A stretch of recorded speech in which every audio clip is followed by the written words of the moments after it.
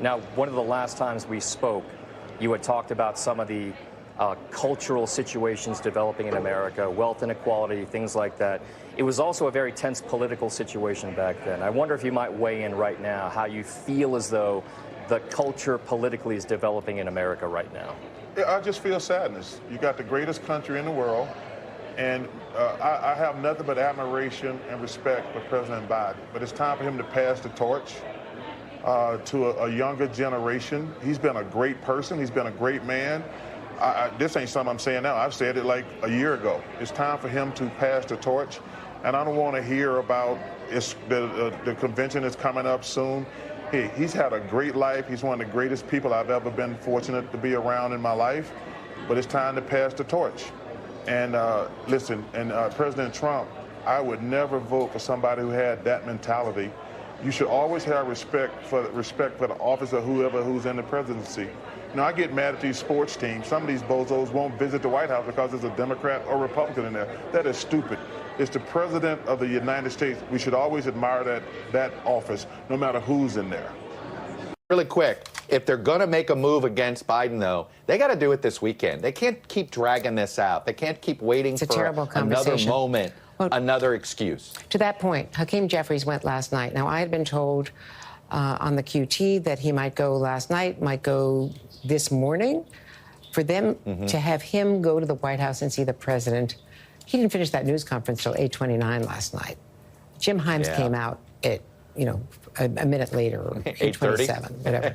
Yeah, exactly. So he couldn't have gone. Maybe he was waiting in the West Wing for the motorcade get back. I'm timing the motorcade from the convention center minutes. Right. So they were meeting around 9 o'clock last night. That is very unusual, and that was from what I understand it was supposed to be a reality check. And talking to I think it's also a heads up. It was probably that a majority of the members really don't want you on this ticket.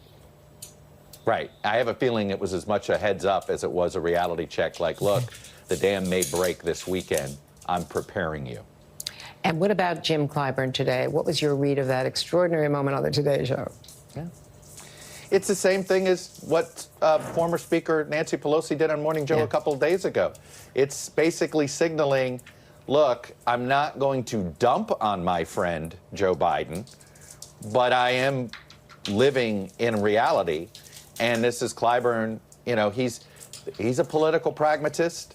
That's how Biden got the nomination in the first place and got his endorsement the first time. That was a pragmatic move. Nancy Pelosi, she's a political pragmatist. She plays hardball, but she's a pragmatist. And that's what's happening here. They look at this top of the ticket and they realize the House is unwinnable under these circumstances, period. And that's why this is coming to a head perhaps this weekend. Chuck Todd, your experience is invaluable at a moment like this. Straight up, need a favour. Before we go any further, please, this is a big please. If you've never left a comment, I need you to leave a comment. Everybody is having their say with regards President Biden. What is it, 19 people in his own party? Spread across how many? We've got 19 people. Well, they're having their say. Obviously, all of the talking heads, you've heard Charles Berkley have his say. But the most, Chuck Todd, he's about to weigh in as well. My point being, the most important people are not being heard, which is you, your family, your friends, everybody you know. Where's their voice? So the comment section now, please, whether it's one sentence, two sentences, whatever you want to say, what are your thoughts on what's going on? Because I tend to think, the fact that so many people watched President Biden's press conference, one of the most watched events of the year, there are a lot of people who are probably annoyed at what's going on, that want Biden to lead the Democrats, and they're not being heard. I'm sorry to sound like I was going to start shouting at irate about it, but I'm being serious. How can you have a democracy where those who are the key and central to it aren't getting a voice? These 19, I've even doubled them. These 19 Democrats who are out there's a mixture of it all over the place, who are literally making sure they get some attention. How do they represent you? How do they literally say, right, you're not allowed to have any say. We don't want to hear what you've got to say, what you feel about President Biden. And what's really bad here, every story is projection. Every story is speculation. Oh, well, Obama's going to say something. This person's going to say something. Hakeem Jeffries, for example, issued a statement. Oh, it was ice cold. The problem is here, those who are professionally involved in the political environment, who live, breathe, and they're all friends, by the way. They really are. You'll find somebody that has a podcast, his friends are somebody who runs a website, who knows somebody who works in cable news, who knows a producer. It is like one little circle. And on the outside of the circle is the most important part, the circumference, which is the likes of you, me, and those who really are more important than what's going on inside. But the way the media is, it looks up its own backside, if that's an expression. And it's on something like this. How would you feel? I mean, the way it's going at the moment, two things. James Clyburn is probably the most important voice that actually represents people. He's all in for Biden. Some people have said, oh, well, what is it? James Carville. Why is a talking head? James Carville is just a talking head. Maybe a statistician from another era. Nothing against that. Why is his word so important? Why is it, oh, they've got to do something now. If they don't do it by Sunday, what did one other clown say?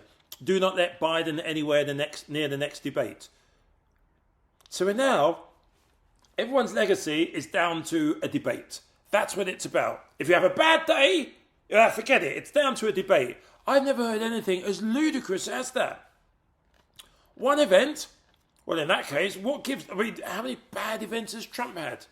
This game which is being played is because I call it the silent majority, but it's not silence. You have a voice. Again, please, in the comment section.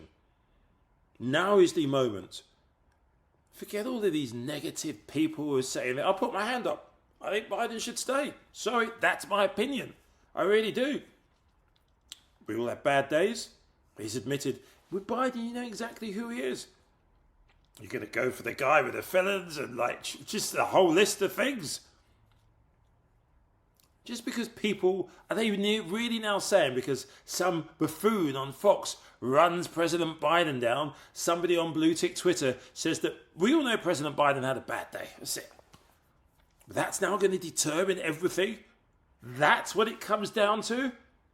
This could be the weakest situation ever. I think President Biden is digging in. I think he handled the press conference extremely well.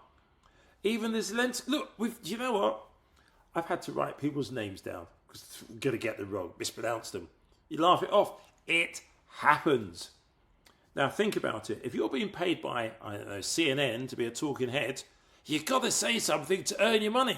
You can't just, you've got to say something that they can get a headline out of it, they can get a tweet out of it, they can get a click out of it. Understand that's what's going on.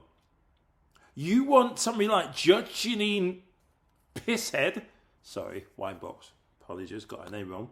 You want her to decide who your leader should be? Because that's what's going on. You want Jake Tapper to decide who you should get to be able to vote for as president? Because that's what's going on. So I don't know how to say it. And this is a heartfelt plea. Please, even if you make 2 or 3 comments, all right, please leave a comment. You can write 2 or 3 comments. You can write a sentence and write a sentence again. I really do want to hear what those who vote, who have a say, which is you, what you think.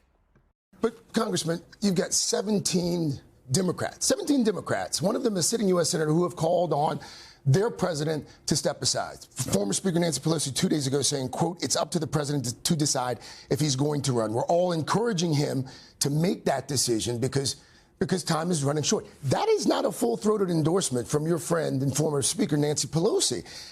Should the conversation about the president getting out of this race, should that conversation continue? No, it shouldn't. The conversation should be over. No, the conversation should focus on the record of this administration, on the alternative to his election, and let Joe Biden continue to make his own decisions about his future. He's earned that right, and I am going to give him that much respect. If he decides to change his mind later on, then we will respond to that. We have until the 19th of August to open our convention, and so I would hope that we will spend our time now focusing on the record that we will lay out for the American people, remind the American people of what is in store for them if Project 2025 were to become a law in any form. That is where our focus ought to be.